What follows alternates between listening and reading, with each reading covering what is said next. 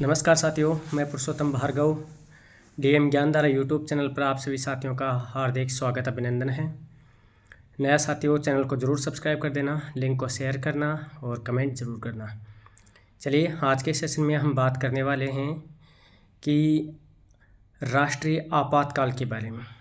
राष्ट्रपति की शक्तियाँ जो हैं उसमें आपातकाल से संबंधित स्कूल व्याख्याता, अभी तृतीय श्रेणी अध्यापक भर्ती परीक्षा होने वाली है वहाँ से, साथ ही में बात करें कि फर्स्ट ग्रेड की एग्ज़ाम है, सेकंड ग्रेड की एग्ज़ाम, यहाँ से 100% क्वेश्चन बनने वाला है।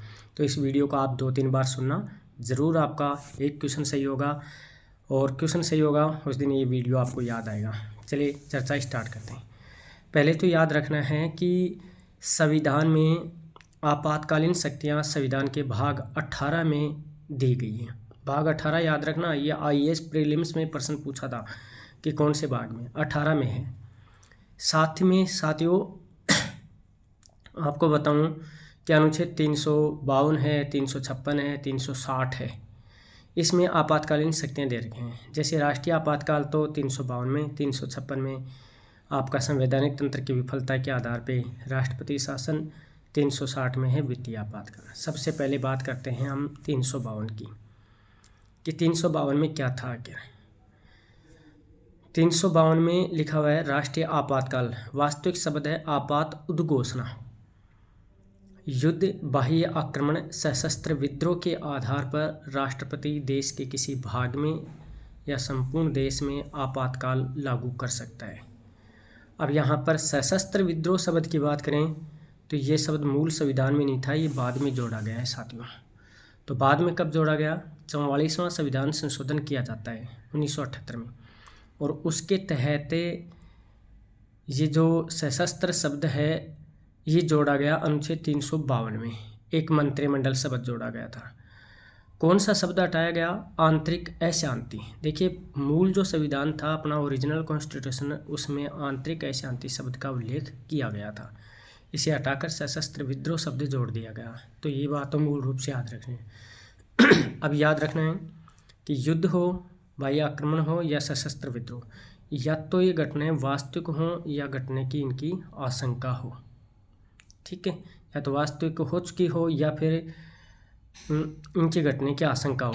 ऐसी स्थिति में संघ की मंत्रिमंडल, याद रखना, देखिए मंत्रिपरिषद शब्द नहीं बोल रहा हूँ मैं, मंत्रिमंडल, कि संघ की मंत्रिमंडल की लिखित सिफारिश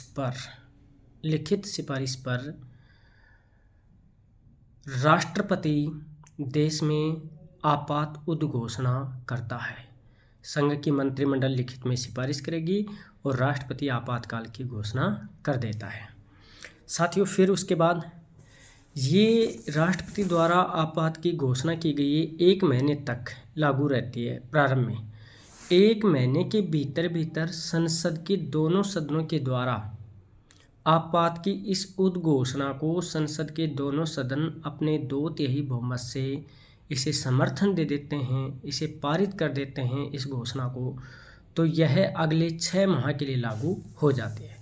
तो यहाँ पे एक प्रश्न बनता है कि बिना संसद की अनुमति के, बिना संसद के समर्थन के, बिना संसद के पारित के कितने समय तक राष्ट्रीय आपातकाल लागू रह सकता है? तो 1 महीने तक।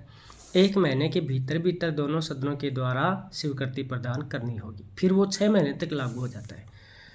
यदि 6 महीने के बाद में भी इसे लागू रखना है, देखिए 6 महीने के बाद में भी लागू रखना है, तो संसद अपने साधारण बहुमत से, अब की बार साधारण बहुमत है, स्पेशल मेजोरिटी की ज़रूरत नहीं है, सिंपल मेजोरिटी से, साधारण बहुमत से उसको बढ़ाने का प्रस्ताव पारित कर देते हैं, तो वह अगले 6 महीने के लिए फिर से लागू हो जाता है।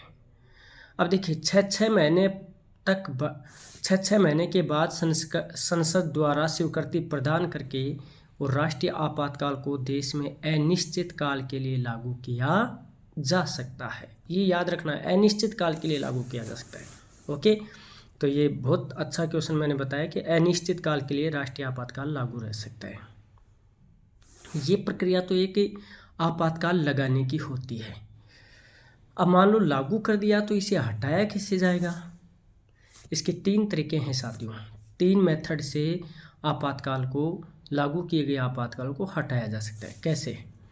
एक तो राष्ट्रपति कभी भी आपातकाल की जो लागू किया गया था इसे समाप्त करने की घोषणा कर दें कि आपातकाल समाप्त किया जाता है, तो उसी दिन से आपातकाल समाप्त मान लिया जाएगा। एक पैटर्न ये होता है।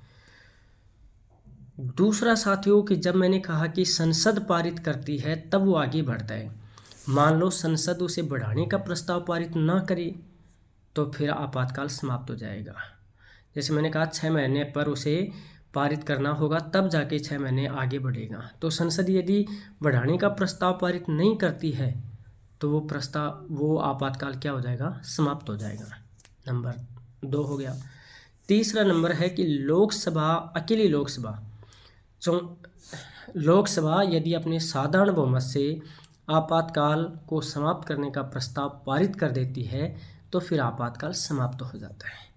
ये जो तीसरा पैटर्न है, तीसरी मेथड है, इसे जोड़ा गया 44वें संविधान संशोधन 1978 के द्वारा। तो याद रखना कि 3 विधियों से राष्ट्रपति समाप्ति की घोषणा कर दे, संसद उसे बढ़ाने का प्रस्ताव पारित ना करे और लोकसभा अपने साधारण बहुमत से समाप्ति का प्रस्ताव पारित कर देती है तो राष्ट्रीय आपातकाल समाप्त हो जाता है। ये आपको डेफिनेटली याद रखना है इसको। अब ये तीसरा मेथड था लोकसभा वाला, इसको जोड़ा गया था 44वें संविधान संशोधन के द्वारा।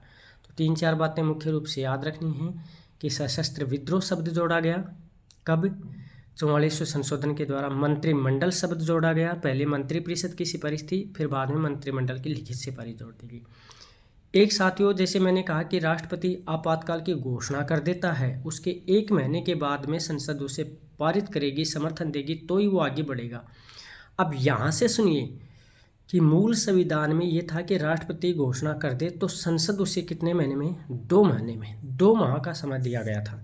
लेकिन इसे 44वें संशोधन के द्वारा 2 महीने को घटाकर कितना कर दिया, 1 महीना कर दिया गया। तो साथियों अगले एपिसोड में अपन पढ़ेंगे, अगले भाग में अपन पढ़ेंगे कि आज तक राष्ट्रीय आपातकाल कितनी बार लगा। आप भी कमेंट करके बता देना कि अभी तक राष्ट्रीय आपातकाल कितनी बार अनुच्छेद 352 के तहत लग चुका है। और अगले जो वीडियो है उसमें अपन पूरी डेट वाइज, उसमें राष्ट्रपति कौन था, प्रधानमंत्री कौन था, किस कारण से लगाया गया, कब से कब तक लगाया गया, लंबा कार्यकाल वाला कौन सा लगा, लंबे समय तक आपातकाल, और क्यों लगाए गए थे सारे कारण, और साथ में अनुच्छेद 352 लागू हो जाता है तो इसका प्रभाव क्या होता है, ये सब तमाम मुद्दों पर अगले सेशन में बात करेंगे। जब तक आप सभी को धन्यवाद। और साथियों फिर से आपको बता देता हूँ कि इस लिंक को ज़्यादा से ज़्यादा शेयर करना, वीडियो को सुनना, और नया साथी हो तो चैनल को ज़रूर सब्सक्राइब कर देना। चलिए आपको नए साल की शुभकामनाएँ देता हूँ कि कल नया साल लगने वाला है। धन्यवाद, ऑल द बेस्ट। जय हिंद, जय भारत। आप सभी खुशी रहें, मंगल रहें। जय हिंद।